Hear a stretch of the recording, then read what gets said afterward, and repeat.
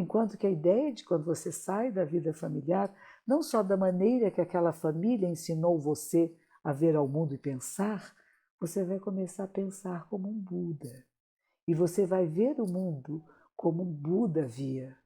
E você vai se relacionar com a realidade como um ser desperto se relaciona. E você não terá preocupações se tem ou se não tem, se ganhou, se não ganhou, se foi aprovada ou reprovada pela pessoa que não é iluminada. A única preocupação que os monges têm é se os sábios iluminados são capazes de nos ensinar e de nos fazer melhores. E não podemos nos preocupar com críticas e excessos de pessoas que não despertaram. Entendem isso? É diferente. Há pessoas que ficam muito preocupadas com a sua fama, falaram de mim, o que vão pensar de mim. Você sabe quem você é, não sabe? O que falam e pensam de você, se não é verdadeiro, não tem importância. Não estão falando de você. Estão falando de uma imagem, de uma projeção sobre você. Não é verdade? É isso aí, gente. É ser mais leve com você, com a vida, com o mundo.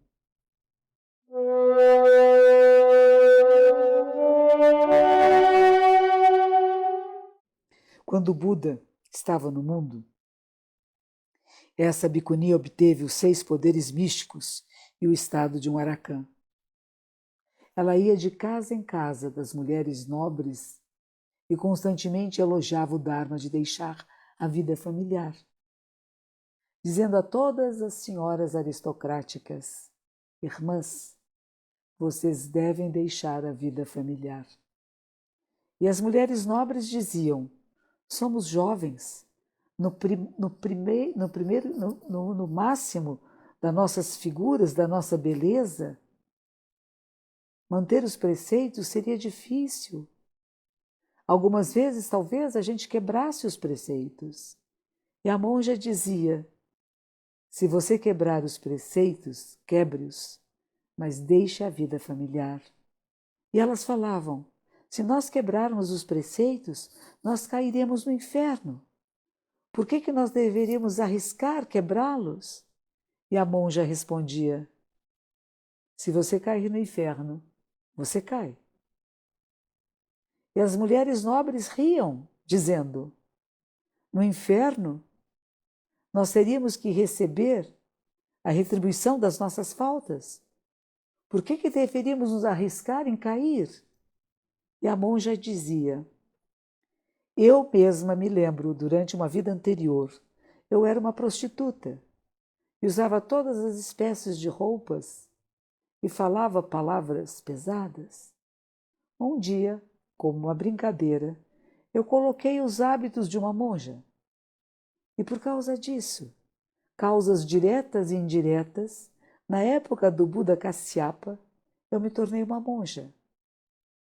Eu fiquei tão orgulhosa do meu pedigree nobre e da minha beleza, a vaidade e a arrogância surgiram em minha mente e eu quebrei os preceitos.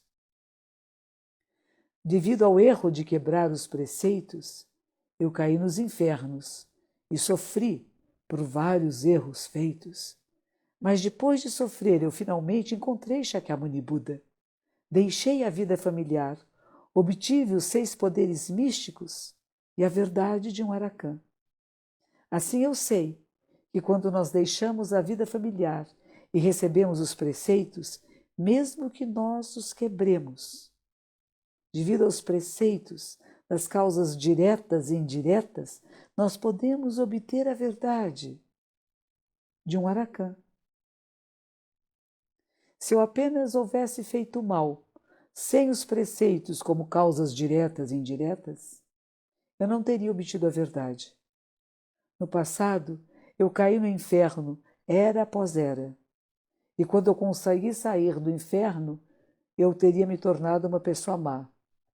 E quando eu fosse uma pessoa má e morresse, eu voltaria ao inferno e não haveria nenhum ganho. Agora, desde que da minha experiência de ter deixado a vida familiar e recebido os preceitos, como causas diretas e indiretas, mesmo que eu quebrasse os preceitos, eu poderia obter o efeito Bodhi, o efeito do despertar. Mais ainda, quando Buda estava no parque de Jetavana, um Brahmane embriagado veio ao lugar onde estava Buda e falou que queria se tornar um bhikkhu, um monge. Buda instruiu Ananda, seu discípulo ascendente, para dar a ele, para raspar a cabeça dele e vesti-lo com o manto nobre do Dharma. Tendo assim feito, quando o homem embriagado, depois de ter desmaiar, ele acordou e percebeu que ele estava vestido como monge, saiu correndo. E os monges todos perguntaram a Buda: por que o senhor permitiu que esse Brahmane embriagado se tornasse um monge? E Buda disse: este Brahmane, por incontáveis kalpas de tempo, nunca teve a vontade de deixar a vida familiar. Agora, estando embriagado, ele temporariamente estabeleceu um pouquinho da vontade. Isto são causas diretas e indiretas. No futuro, ele deixará a vida familiar e obterá a verdade. Há muitas histórias como estas. As bênçãos de deixar a vida familiar são incomensuráveis. Assim, aqueles que se vestem de branco, mesmo que possuem os 5 preceitos laicos, não se igualam àqueles que deixaram a vida familiar. Isso é Nagarjuna falando, no século II. Aí vai ter os comentários de Mestre Dogen. Mas antes de eu falar sobre isso, eu vou comentar com você o que são os 5 preceitos leigos, que é não matar, não roubar, não cometer adultério, não mentir, não se embriagar, não negociar bebidas alcoólicas, aquilo que perturbe a mente. Eles continuam sendo o ponto principal de todos os budistas. Só que nós temos alguns outros, Os outros preceitos, temos mais 5. Não falar dos erros e faltas alheios, não se elevar e rebaixar os outros, não se rebaixar e elevar os outros, nem se igualar, não ser movido pela ganância, não ser controlado pela raiva e nunca falar mal de Buda, do Dharma e da Sangha, da comunidade. Esses são os 10 graves preceitos.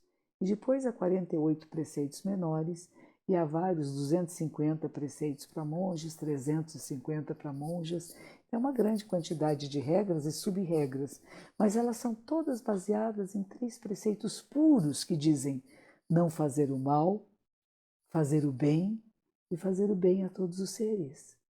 A partir desses princípios surgem detalhes, e detalhes que foram surgindo da vida comunitária.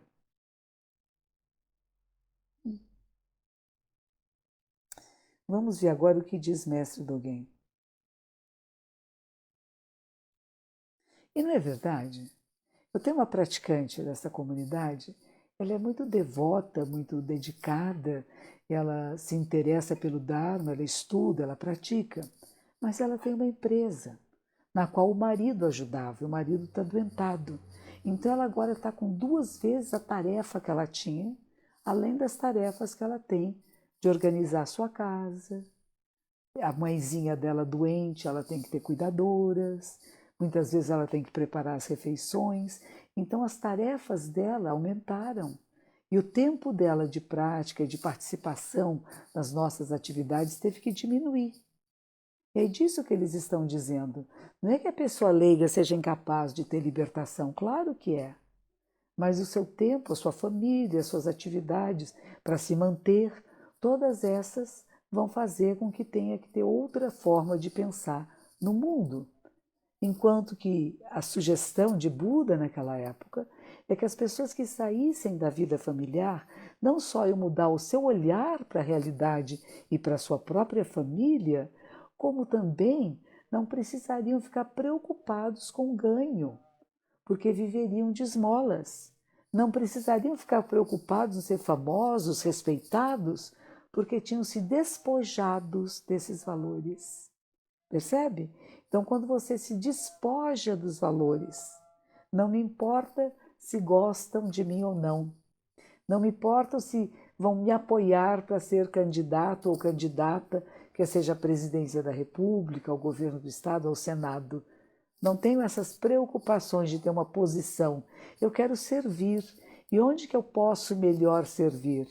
Se acharem que é em tal posição, ao tomar essa posição, serei a melhor pessoa. Mas se não tiver essa posição, também não me lamento. Isso seria sem apego e sem aversão, que é o caminho de um Buda, de uma pessoa que despertou. Mas mesmo assim, a pessoa laica tem atividades. Tem que ter um salário, tem que ter uma renda. Geralmente tem crianças ou idosos que são codependentes, que precisa auxiliá-los, não é verdade? Enquanto que a ideia de quando você sai da vida familiar, não só da maneira que aquela família ensinou você a ver ao mundo e pensar, você vai começar a pensar como um Buda. E você vai ver o mundo como um Buda via. E você vai se relacionar com a realidade como um ser desperto se relaciona. E você não terá preocupações se tem ou se não tem, se ganhou, se não ganhou, se foi aprovada ou reprovada pela pessoa que não é iluminada. A única preocupação que os monges têm é se os sábios iluminados são capazes de nos ensinar e de nos fazer melhores. E não podemos nos preocupar com críticas e excessos de pessoas que não despertaram. Entendem isso? É diferente. Há pessoas que ficam muito preocupadas com a sua fama, falaram de mim, o que vão pensar de mim. Você sabe quem você é, não sabe? O que falam e pensam de você, se não é verdadeiro, não tem importância. Não estão falando de você. Estão falando de uma imagem, de uma projeção sobre você. Não é verdade? É isso aí, gente. É ser mais leve com você, com a vida, com o mundo. Eu vou ler só mais um pouquinho, porque já são mais de 9 horas, né? A nossa programação é de 40 minutos. Então, eu vou ler só mais um trechinho aqui, que é do Gen Samar explicando um pouco isso que Nagarjuna falou. O mais honrado do mundo é um epíteto, é o nome que se dá a Buda, né?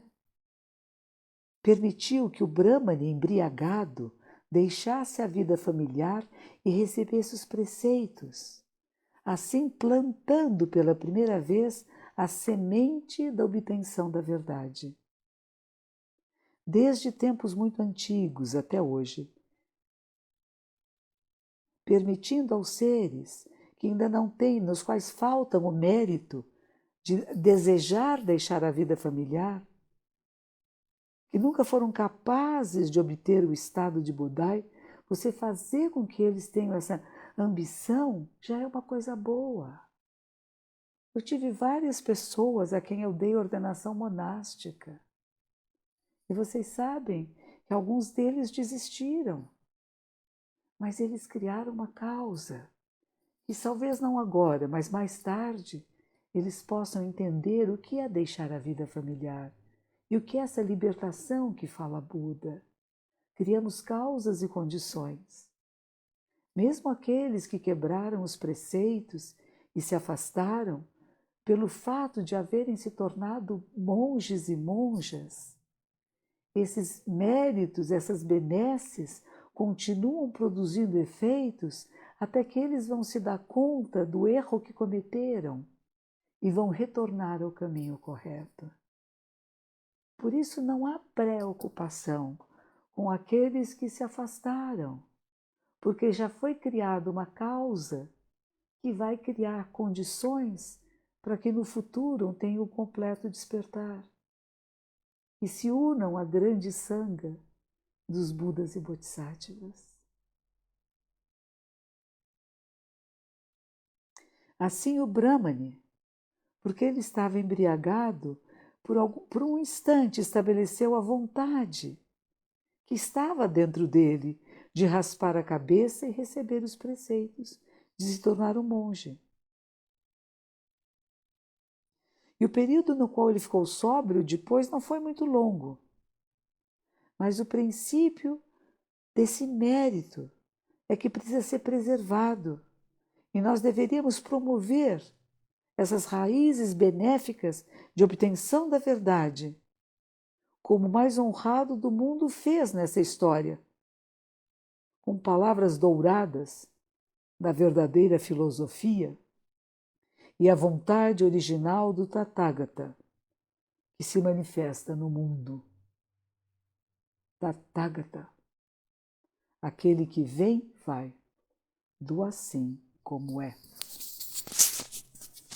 Às vezes, sabe, o som está longe, porque nós não estamos ainda preparados para ouvi-lo. Não se preocupe.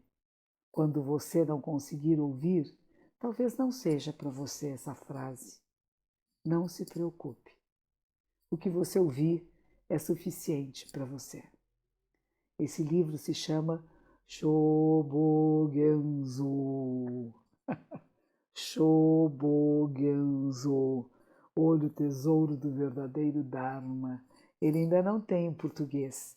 Alguns trechos dele você pode encontrar no site zendobrasil.org.br, tá bom? Todos os seres vivos, do passado, futuro e presente, deveriam crer e praticar com devoção, estabelecendo a vontade de obter a verdade, confiando. Assim, esse momentário mérito do Brahmane de deixar a vida familiar aconteceu. Mais ainda, como poderia o mérito de deixar a vida familiar e receber os preceitos para a totalidade da nossa vida presente e a nossa vida seria inferior ao mérito do Brahmane embriagado? Os reis que giram as rodas sagradas apareceram mais do que 80.000 anos atrás e governaram os 4 continentes, abundantemente repletos com os 7 tesouros. E nessa época, os 4 continentes eram todos a terra pura. Os prazeres dos reis das rodas giratórias está além de qualquer expressão em palavras. Existem alguns, dizem, que governaram 3.000 mundos. E há distinções entre de ouro, prata, cobre, de rodas de ferro, que governavam 1, 2, 3 ou 4 continentes. E seus corpos eram invariavelmente livres de 10 maldades.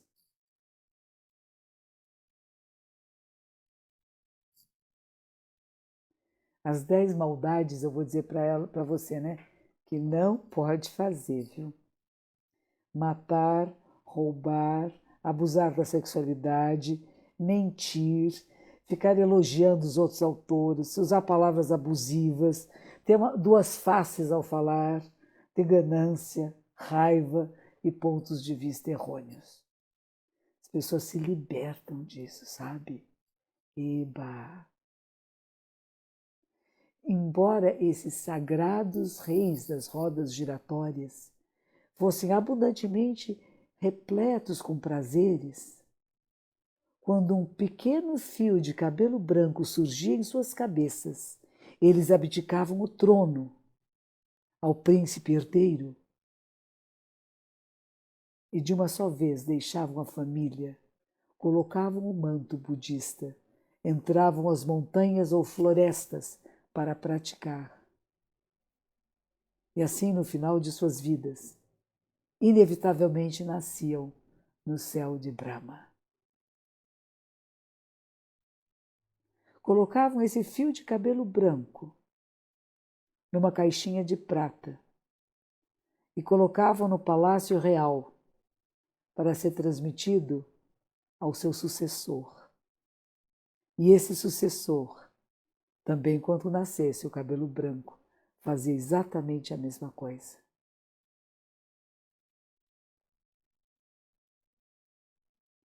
É interessante isso, né? Na Índia, acreditava-se e acredita-se ainda, alguns deles e não todos, que para entrar na vida monástica você já deveria ter algum fio de cabelo branco. Ou seja, devia ter algum conhecimento da vida, alguma experiência, não é? Não é uma coisa para criancinha. Mesmo atualmente, quando o budismo tibetano faz o voto monástico para crianças, ele tem que ser repetido mais tarde, quando já é na adolescência ou entra na idade adulta. E é bem mais tarde, quando tem realmente cabelos brancos ou fios de barba branca, em que o monge é realmente um monge. Porque passamos por várias etapas. E tem pessoas que têm cabelos brancos mesmo antes de qualquer idade, né? É interessante pensar nisso. Eu queria agradecer a presença de todos vocês, que os méritos de nossa prática se estendam a todos os seres e que possamos nos tornar o caminho do despertar. Muito bom estar com vocês. Essa ênfase que os Budas todos dão de que nós temos que deixar a vida familiar. E deixar a vida familiar tem vários aspectos. Um deles, que a gente vai dizer, é realmente sair de casa, não morar com a sua família, ir morar numa comunidade ou num grupo. Isso no momento é impossível. Nós estamos em pandemia, os templos e mosteiros estão fechados para visitantes. Mas você pode fazer de uma forma indireta, dentro de você mesmo. Fazer do seu quarto, do seu aposento, da sua cama, o seu ashram, o seu templo, o seu local sagrado. Estudar os ensinamentos, praticar o que você estuda, tornar-se um Buda vivo e beneficiar inúmeros seres, inclusive a sua família, que pode estar no aposento ao lado. Percebe? Na hora que uma pessoa desperta, ela se torna uma manifestação de Shakyamuni Buda. E aí você vai fazer o que os Budas fazem: raspar os cabelos, usar roupas simples, não se preocupar com riqueza, com ouros, com demonstrações de luxo, não se preocupar com medalhas, não se preocupar com pessoas que fazem ofertas enormes. A única coisa que nós queremos fazer é criar lugares de prática. E para isso nós conseguimos encontrar um terreno em Campos do Jordão. Pensamos num projeto imenso, lindo, como são os mosteiros japoneses, e nos demos conta que não temos meios financeiros para fazê-lo. Não ficamos desesperadas, mas nós vamos construir um galpão, talvez, um salão apenas, para dar princípio, para iniciar esse lugar de prática nas montanhas de Campos do Jordão. E mais tarde, quem sabe, as pessoas que se interessem e se apreciem o Dharma venham contribuir de forma que se torne um grande centro de prática para que muitas pessoas possam despertar. Porque eu acredito que o despertar da humanidade vai terminar com as guerras, com as violências, com os abusos, com a ganância, com a raiva e com a ignorância. E por isso eu pratico todos os dias e dedico os méritos para que todos os seres possam despertar e termos uma vida plena. Mesmo que eu não veja nessa minha curta existência, o resultado dessas sementes que nós estamos plantando aqui e agora. Aprecie a sua vida. Crie causas e condições para que seja melhor para o maior número de seres. Muito obrigada. Até a próxima semana